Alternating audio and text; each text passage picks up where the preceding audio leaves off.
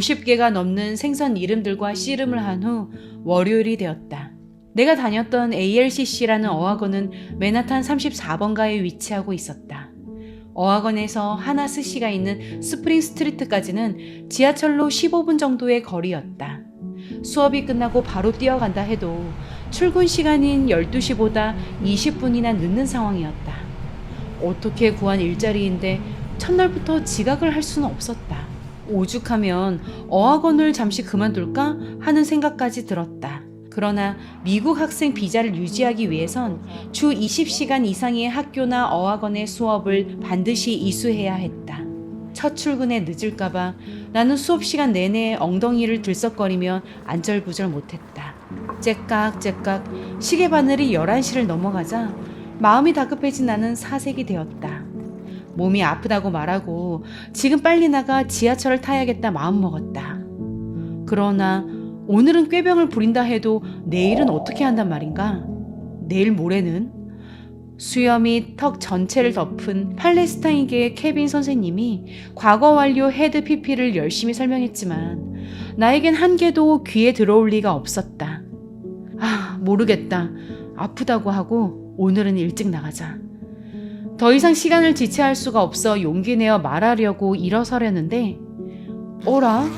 문 쪽에 앉아있던 일본인 남자애가 가방을 싸고 일어나 앞으로 걸어가더니 귓속말로 케빈에게 뭐라 말하고 강의실을 나간다. 그러더니 이번엔 그 옆에 앉아있던 한국 여자애가 케빈과 눈빛을 주고받더니 핸드백을 들고 강의실을 나간다. 뭘까? 그러고 보니 항상 4-5명은 수업이 끝나기 전 30분 전에 먼저 나갔던 게 그제야 기억이 난다. 알고 보니 그들도 식당에서 서빙을 하는 애들이었다. 뉴욕 대부분 식당의 점심 장사 피크타임이 1시에 시작이니 일하는 직원들은 12시까지 출근인 경우가 많았다. 그 사정을 어학원에 말하고 수업이 끝나기 전 먼저 강의실 나갔던 거였다. 이 영상을 보는 누군가는 나도 미국에서 어학연수를 했었지만 매번 30분을 일찍 나가게 해준다고? 절대 그럴 리가 없는데? 라는 의구심이 들 수도 있겠다. 이런 생각이 드는 사람은 아마도 제대로 된 대학교 부설 어학원을 다녔을 것이다. 유돌이라는 건 눈꽃만큼도 없던 미국. 그것도 보수적인 교육기관에서 무언가를 눈감아주는 법은 거의 없었다. 그러나 내가 다녔던 어학원은 달랐다. 이곳은 뭐랄까? 학교나 어학원이라기보다는 학생 비자를 유지해주기 위한 노동자를 위한 곳 같았다. 뉴욕의 다른 어학원들의 수업료보다 3분의 1 수준으로 파격적으로 저렴하기도 했다. 그러나 한 반에 6명 정도로 배정되는 보통의 어학원들과는 달리 이곳은 한 반에 20명 이상이 좁은 교실에서 어깨를 맞닿고 앉아야 했다. 한쪽엔 약이 취했는지 눈도 혀도 풀린 유럽 애들이 문신을 드러낸 맨몸을 선보이며 나시를 입은 채 앉아 있었고, 다른 한쪽엔 도저히 알아들을 수 없는 발음의 영어를 구사하는 일본 애들이 특유의 과장된 웃음을 보이며 주변을 두리번거리느라 수업에 집중하지 않았다.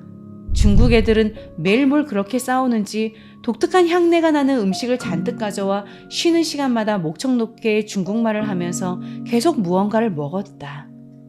중간중간 국적을 알 수 없는 애들은 물론 성별을 알 수 없어서 화장실을 어느 방향으로 가는가 보고서야 어머, 쟤 남자애였어?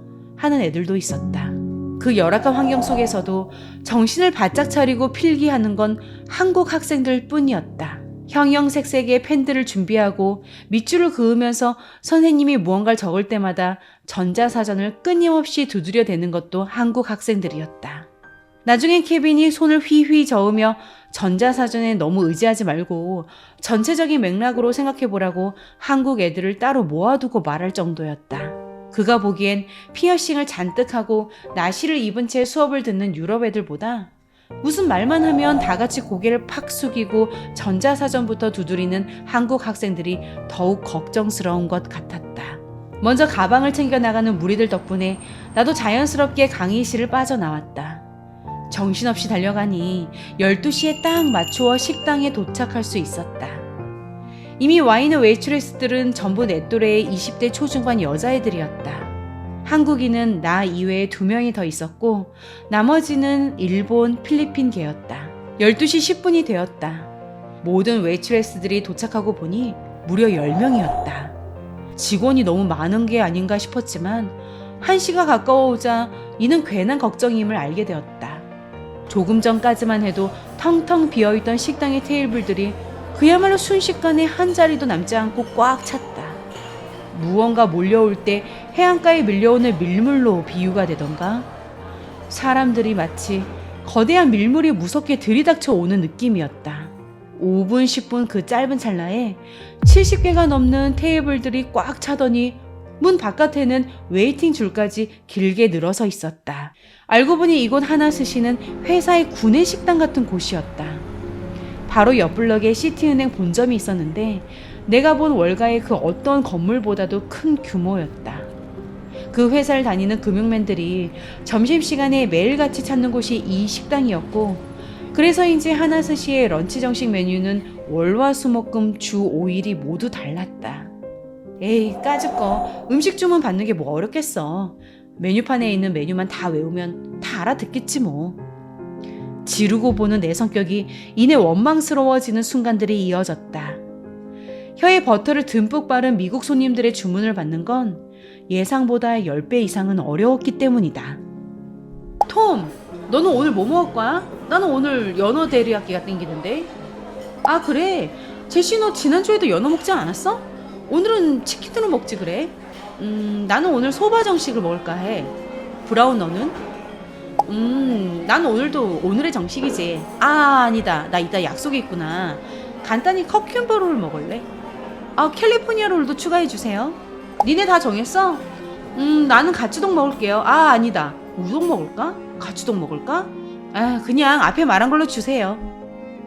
자리에 앉자마자 그들은 이런 식의 대화를 엄청 빠르게 했다. 물론 영어로. 그 속사포 랩 같은 대화들이 끝나고 나면 각자가 들고 있던 메뉴판을 일제히 접어서 나에게 건네주면서 들었지 수일이? 이렇게 줘.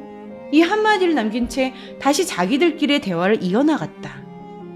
나는 주문을 받는 내내 귓구멍, 콧구멍, 눈구멍, 얼굴에 있는 구멍이란 구멍은 있는 힘껏 다 열어두고 집중을 했다. 그들의 빠른 대화 중 메뉴판 속에 있는 음식명이 나올 때마다 빌지에 다급히 적어 내려갔다.